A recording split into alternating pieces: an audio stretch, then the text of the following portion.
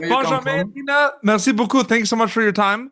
Um, I wanted to kind of start, Benjamin, my question for you is, what was it like reading the culinary arts aspect with the espionage aspect in the script specifically? Because they're two different worlds you had to be part of. But what was it like reading both of them in that script specifically for Carême? It's crazy stuff. It's a bit crazy. I mean, the French word dingo to say crazy. The great things, lots of attractive things. It's very attractive. There's passion, there's sex, there's love, there's food, there's thick, some thin stuff, and the characters, the world of politics, the understanding of today's world. I found it interesting for my character because he's 16, 17, 18-year-old and an adolescent. And there's a metaphor, isn't it? You want to get into the world of adulthood and take on responsibilities once you're no longer a teenager. Yeah, no, absolutely. Lyna, my question is a little similar, but I wanted to know because there's so much that so much happens before you go to camera on this production, on this show. So from an acting perspective, you could see there's two journeys before filming Carême and after filming Carême, or does it feel like one big journey with multiple steps in between? Well,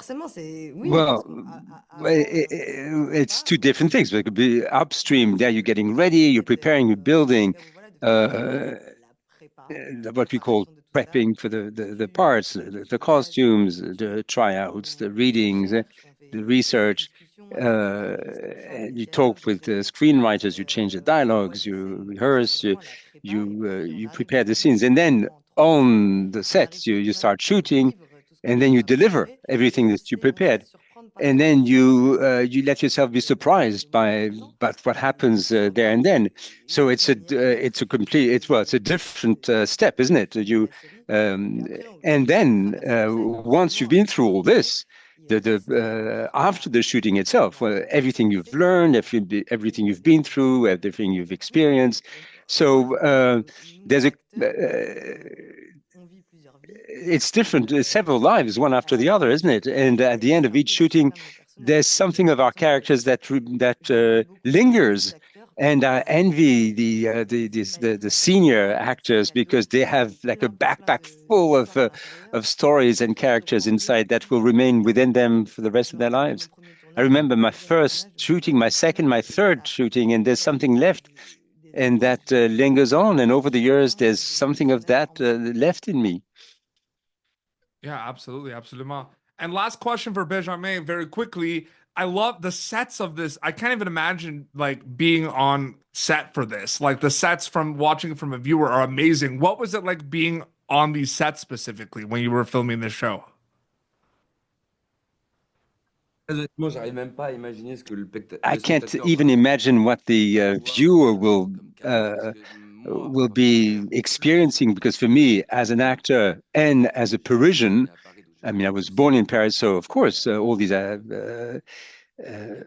location sets, and there were many places that I had never been in myself before, but they are still very representative of Paris, France, and what's great about the country. So it's a delight for the eye.